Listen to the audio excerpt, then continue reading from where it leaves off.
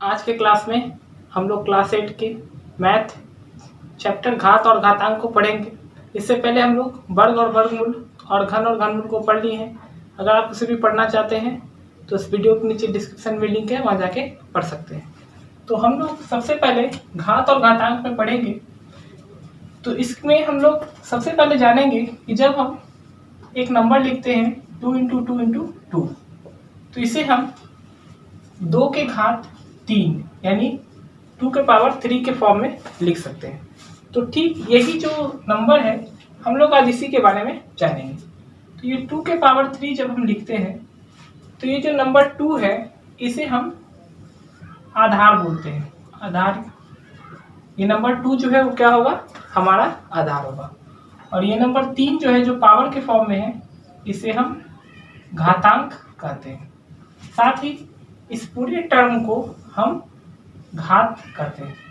तो इस प्रकार से हम लोग जाने कि जब कोई नंबर है तो उसमें घातांक किसे कहेंगे, घात किसे कहेंगे और आधार किसे कहेंगे। इसे बताना बहुत आसान है। जैसे हम लोग एक और एग्जाम्पल लेते हैं 5 × 5 × 5 × 5। तो इसे हम 5 के घात 4 लिख सकते हैं। 5 के घात 4। तो इस 5 के घात 4 में ये जो 5 है ये हमारा क्या है, आधार है। इसे हम क्या बोलेंगे, आधार। और ये जो 4 है ये 4 हमारा क्या है, घातांक है। और इस पूरे टर्म को हम क्या बोलेंगे, घात। तो इस प्रकार से हम लोग घात किसे कहते हैं और घातांक किसे कहते हैं उसको समझ लेते हैं। इसके आगे हम लोग घातांक के नियम को पढ़ेंगे।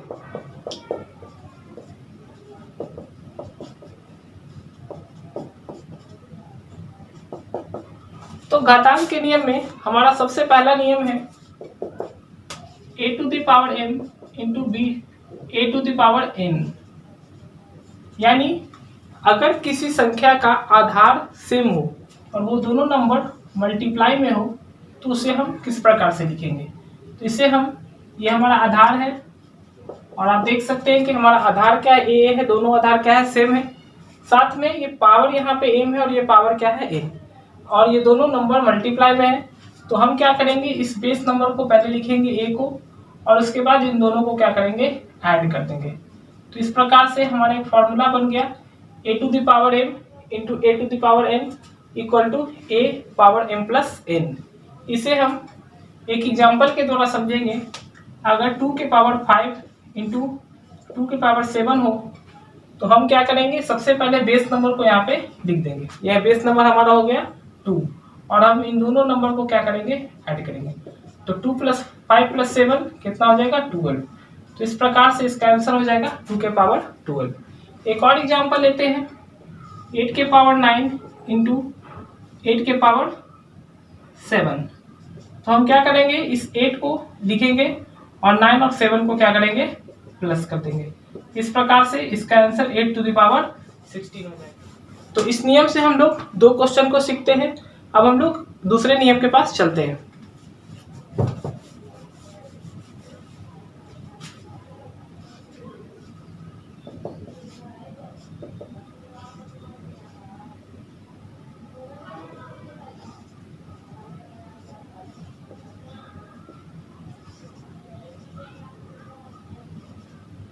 अब हमारा दूसरा नियम है a⁴m / a⁴n = हम इसे a के power m divided by a के पावर n इस प्रकार से भी लिख सकते हैं और इसका रिजल्ट होगा a के पावर m-n। जैसा कि अभी हम लोग इससे पहले दो नंबर जिसका बेस सेम था और पावर अलग था और मल्टीप्लाई में था, ऐसे स्थिति में हम उसके पावर को क्या किए थे, जोड़े थे। यहाँ पर मल्टीप्लाई की जगह पे डिवाइड हो गया है तो ऐसी स्थिति में हम उस पावर को क्या करेंगे, घटा देंगे और हमारा। तो घातांक के नियम का तीसरा नियम है a के पावर m और उसके पावर n। यानी a कोई नंबर है और उसके पावर m हो और उस टोटल पे n पावर हो तो ऐसी स्थिति में हम ये बेस नंबर a लिखेंगे और इन दोनों पावर को क्या करेंगे, मल्टीप्लाई कर देंगे। यानी a के पावर mn। तो इस प्रकार से इसका फॉर्मूला हो गया। अगर a⁴m और उस पर टोटल पे पावर n हो तो ऐसे स्थिति में हम ये दोनों पावर mn को मल्टीप्लाई कर देंगे और बेस नंबर a हो जाएगा, यानी ए के पावर mn। इसको हम एग्जाम्पल के द्वारा समझेंगे। अगर 5 के पावर 3 हो और उस पर पावर 4 हो तो हम इसको सबसे पहले बेस नंबर 5 लिखेंगे और उसके बाद ये दोनों पावर को मल्टीप्लाई कर देंगे, यानी 3 इंटू 4। तो 5 के पावर 12 जो है इसका क्या हो गया, आंसर हो गया। नेक्स्ट क्वेश्चन देखते हैं। अगर 7 के पावर 3 और उस पर पावर 5 हो तो हम क्या करेंगे, सबसे पहले हम लोग बेस नंबर लिखेंगे और ये 3 और 5 को क्या करेंगे, मल्टीप्लाई करेंगे, तो हो जाएगा 7 के पावर 15। इस प्रकार से हमारा ये क्वेश्चन सॉल्व हो जाता है। अब हम लोग चौथे नियम को पढ़ेंगे। अब हमारा फोर्थ नियम है a to the power m into b to the power n। तो हम लोग यहाँ देख रहे हैं कि जो बेस नंबर है वो दोनों क्या है, अलग अलग है। इसका बेस a है और इसका बेस क्या है, b। साथ में इन दोनों का पावर जो है वो दोनों पावर क्या है, सेम है। इन दोनों का पावर क्या है, m। यानी यहाँ पे बेस डिफरेंट है लेकिन पावर क्या है, सेम।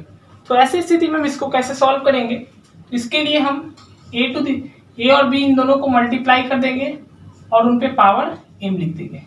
जैसे कि ये a के पावर m इंटू b के पावर n है, तो ये दोनों का क्या है, बेस जो है दोनों क्या है, अलग अलग है और पावर क्या है, सेम है। ठीक है, तो हम क्या करेंगे, इन दोनों को मल्टीप्लाई कर देंगे a इंटू बी और उस पर पावर m लगा देंगे। ठीक है, एक एग्जाम्पल से समझते हैं।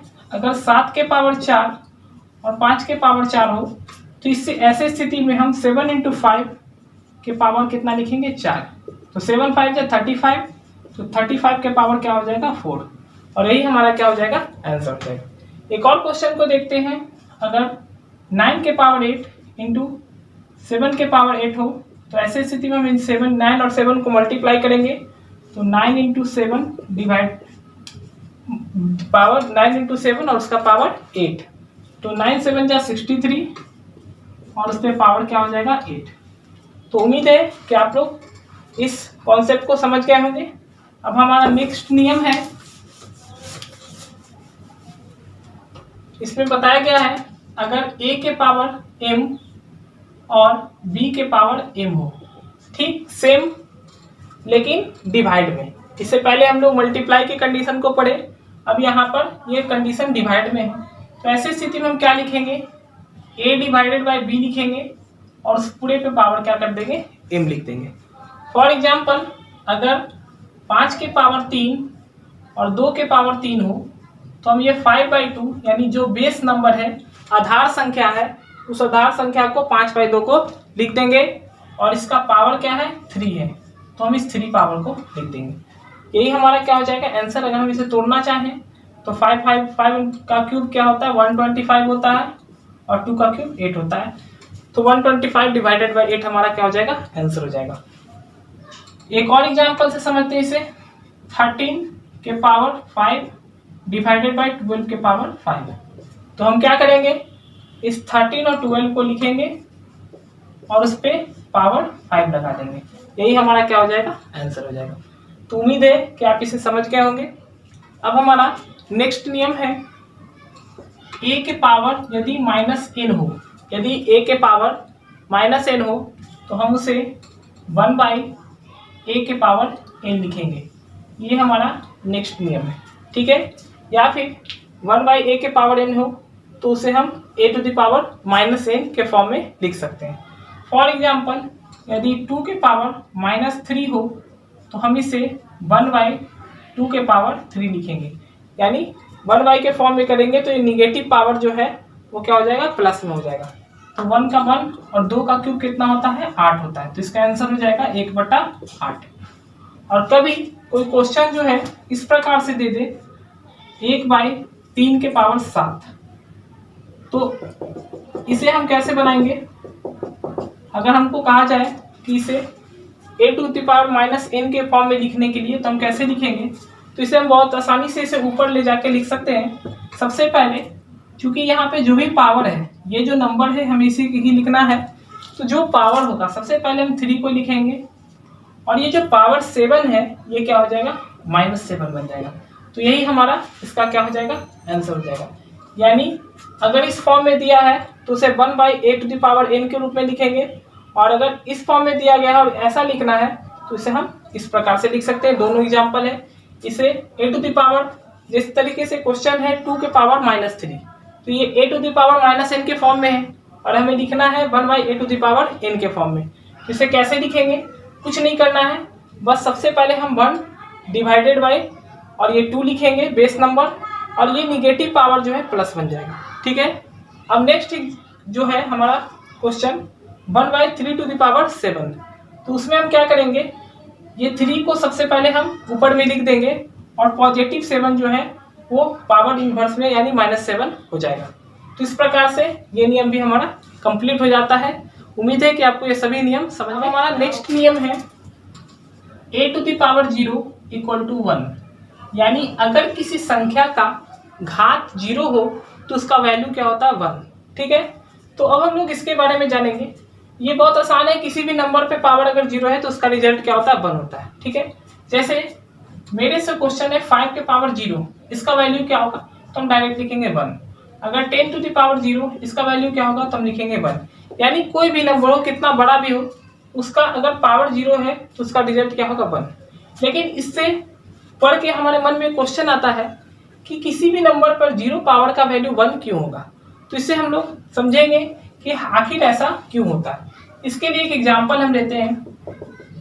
अगर a के पावर m हो, ठीक है, और डिवाइडेड बाय a के पावर m, यानी a के पावर m को a के पावर n से हम क्या करते हैं, डिवाइड करते हैं। तो जैसा कि हम लोग घातांक के नियम में पढ़े हैं, तो हम इसे हम लिख सकते हैं, पर सबसे पहले बेस नंबर को लिखेंगे और जो भी पावर है उसे हम क्या करेंगे, घटा देंगे। ठीक है। तो हम यहाँ m - m लिखेंगे। ठीक है। तो m - m करेंगे तो क्या होगा, a⁻0। ठीक है। तो इससे हम a⁻0 लिख सकते हैं। लेकिन अगर हम इसे a के power m divided by a के पावर m लिखते हैं तो ये दोनों एक दूसरे से कट के कितना के बराबर होता है, 1 के बराबर होता है। यानी हम घातांक के नियम से सॉल्व कर रहे हैं तो इसका रिजल्ट a के पावर 0 आ रहा है, जबकि हम साधारण डिवाइड करेंगे तो इसका रिजल्ट कितना होगा, 1। इसका मतलब दोनों कंडीशन में रिजल्ट जो होगा इक्वल होगा। तो इस प्रकार से हम कह सकते हैं कि a⁻0 का वैल्यू कितना होगा, 1। इसी कारण से किसी भी नंबर पे अगर 0 पावर है तो उसका रिजल्ट कितना होता है, 1 के बराबर होता है। ठीक है।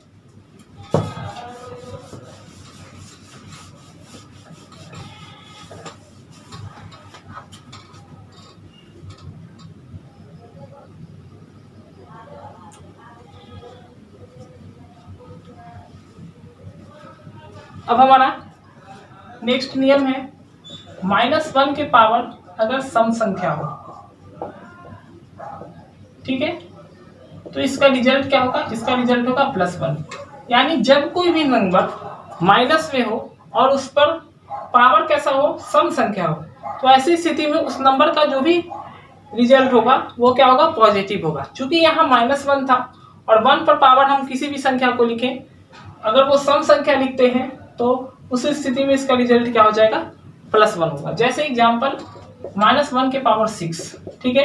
तो इस -1 के पावर 6 को कैसे लिख सकते हैं, -1 × -1 × -1 × -1 × -1 × -1। तो ये दोनों जब मल्टीप्लाई होगा तो प्लस होगा, माइनस माइनस मल्टीप्लाई होगा प्लस होता है, 1 1 मल्टीप्लाई होके 1, तो ये 1 हो गया।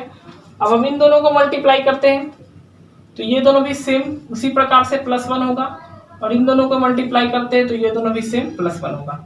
1 1 1 को अगर हम मल्टीप्लाई करेंगे तो ये क्या हो जाएगा, 1 ही हो जाएगा। तो इस प्रकार से अगर हम किसी भी नंबर जो कि माइनस में हो और उस पर पावर अगर सम संख्या है तो उसका रिजल्ट क्या होगा, पॉजिटिव होगा, और अगर नंबर 1 है तो उसका रिजल्ट 1 ही होगा। तो इस प्रकार से इसका रिजल्ट 1 हो जाता है।